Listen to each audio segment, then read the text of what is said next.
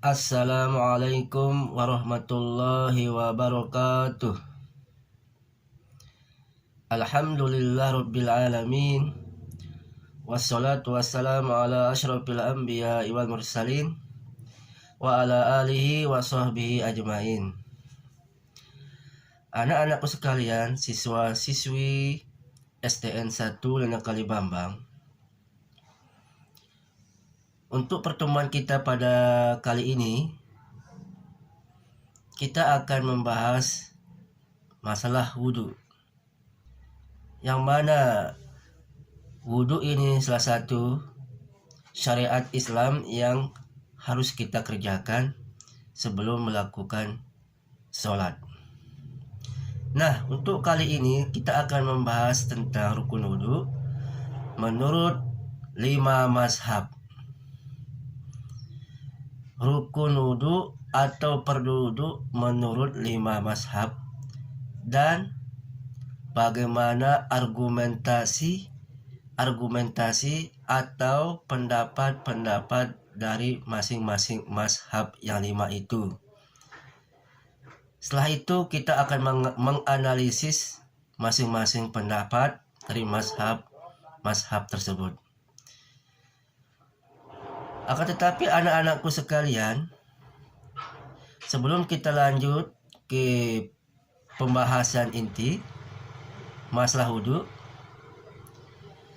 alangkah baiknya perlu kita mengetahui apa sih dalil tentang wudhu tersebut, atau apakah ada dalil perintah tentang melaksanakan wudhu. Baiklah anak-anakku sekalian, mari kita sama-sama membaca dan meneliti serta memahami firman Allah Subhanahu wa Ta'ala dalam surat Al-Maidah yang dijadikan sebagai dalil tentang wajibnya kita berwudu sebelum melakukan ibadah sholat. Mari kita baca bersama-sama anak-anakku sekalian. A'udzu billahi minasyaitonir rajim. Bismillahirrahmanirrahim. Ya ayyuhalladzina amanu idza qumtum ilas sholati faghsilu wujuhakum wa aydiyakum ilal marafiq wamsahu biru'usikum wa arjulakum ilal ka'bain. Shadaqallahul azim. Wahai orang-orang yang beriman, apabila kalian hendak mengerjakan sholat, maka cucilah wajah-wajah kalian dan tangan-tangan kalian sampai siku.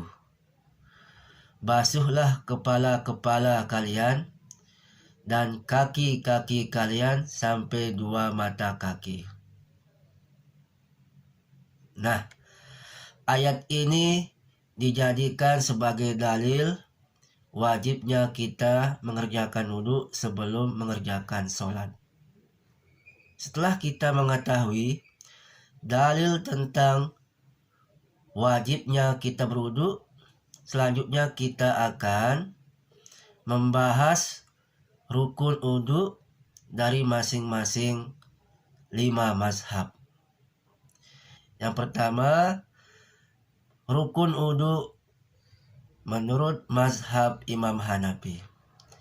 Ternyata masing-masing mazhab itu berbeda pendapat jumlah fardu wudu. Yang pertama, pendapat dalam mazhab Imam Hanafi bahwa rukun wudu itu ada 5. Mana dia? Yang pertama, niat. Yang kedua, membasuh muka. Yang ketiga, membasuh tangan sampai siku. Yang keempat, membasuh kepala. Yang kelima, membasuh kaki hingga mata kaki. Ini dalam mazhab Imam Hanafi. Rukun wudhu itu ada 5. Selanjutnya dalam mazhab Maliki. Dalam mazhab Maliki rukun wudhu itu ada 7. Yang pertama, niat. Yang kedua, membasuh muka. Yang ketiga, membasuh tangan sampai siku. Yang keempat, membasuh kepala. Yang kelima, membasuh kaki hingga mata kaki. Yang keenam, ad-dak, artinya menggosok-gosok. Yang ketujuh, mualat, yaitu berturut-turut. Ini dalam mazhab Maliki bahwa rukun wudhu itu jumlahnya 7.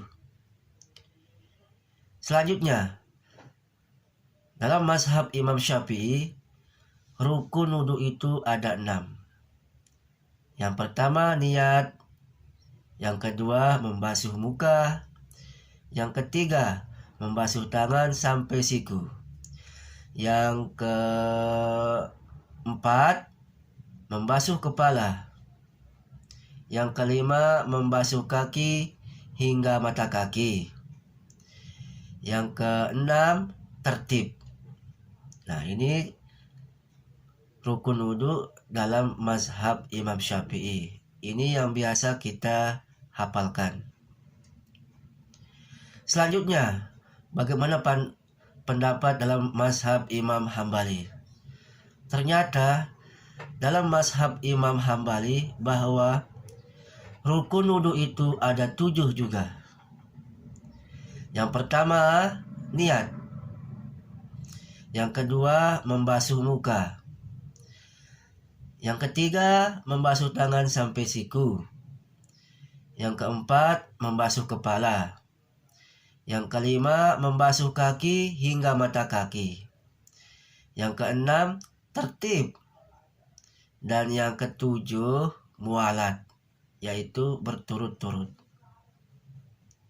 Selanjutnya, dalam mazhab Imamiyah, fardu wudhu itu juga ada 7. Yang pertama, niat. Yang kedua, membasuh muka. Yang ketiga, membasuh tangan sampai siku. Yang keempat, membasuh kepala. Yang kelima, membasuh kaki hingga mata kaki. Yang keenam, tertib. Yang ketujuh, mualat, yaitu berturut-turut. Ternyata mazhab Imam Hambali sama mazhab Imamiyah sama pendapatnya. Fardu wudhu ada 7. Nah, selanjutnya anak-anakku sekalian, kita sudah membahas tentang rukun wudhu menurut masing-masing mazhab yang 5. Sekarang kita akan membahas tentang perbedaan pendapat, atau kita akan menganalisis. Sekarang kita akan menganalisis pendapat masing-masing 5 mazhab tersebut. Yaitu di sini kita akan menganalisis tentang membasuh kepala. Dalam Al-Quran dijelaskan, wamsahu biru'usikum, basuhlah kepala-kepala kalian. Nah, membasuh kepala. Pertama, menurut Imam Hanafi, membasuh kepala 1/4 kepala, yaitu maksudnya membasahi 1/4 kepala dengan menuang air di atas kepala. 1/4-nya yang kita basuh. Sedangkan mazhab Imam Maliki Maksudnya membasuh itu mengusap semua kepala tanpa telinga.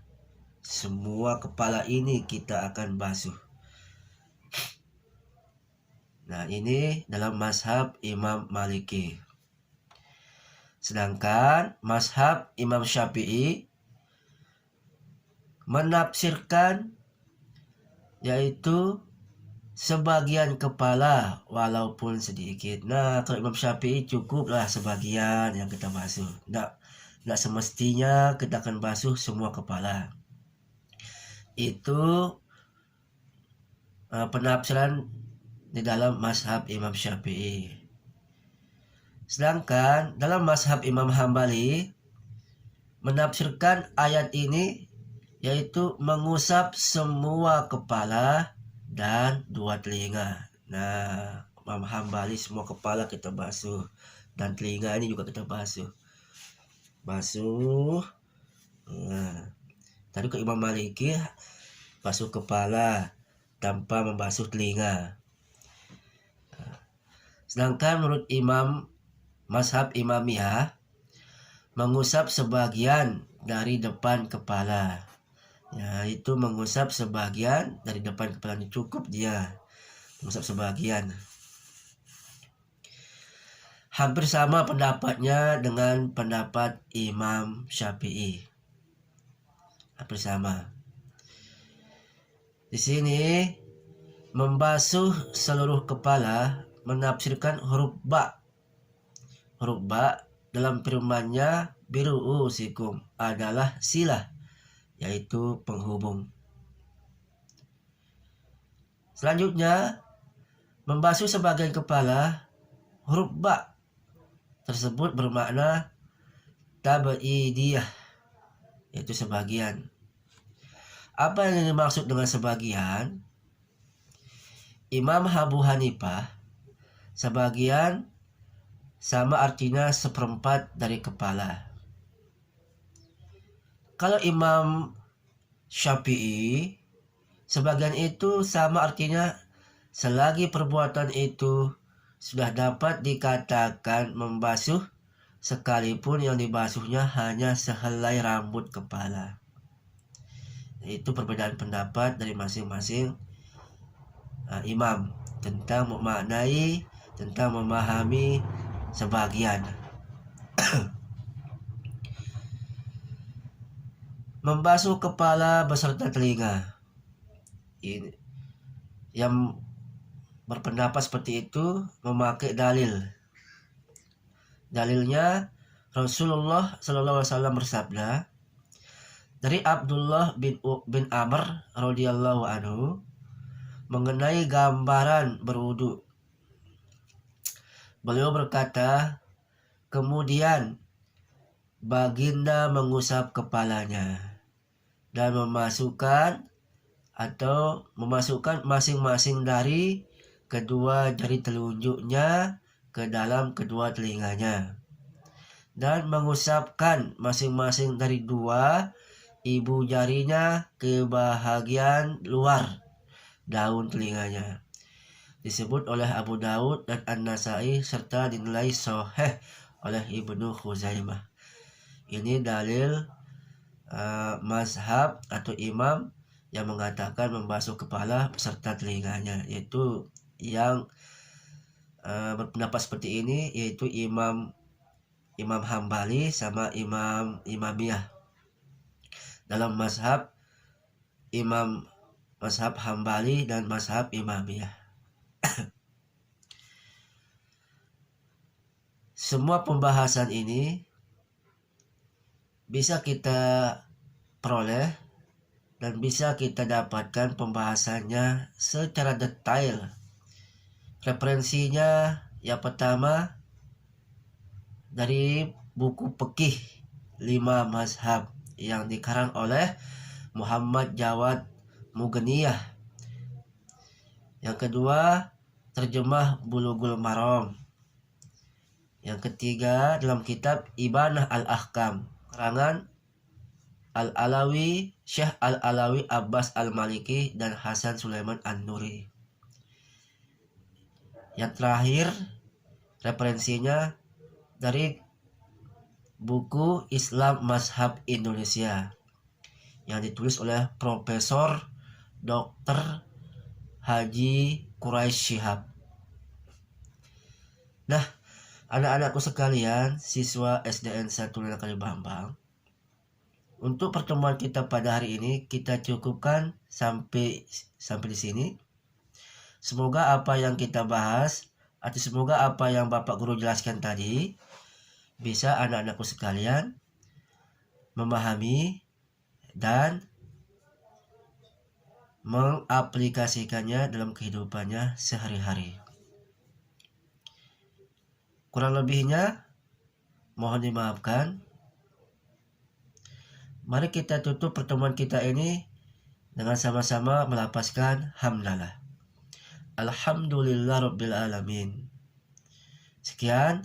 Wallahul muwaffiq wal hadi ila sabilir rasyad. Assalamualaikum warahmatullahi wabarakatuh.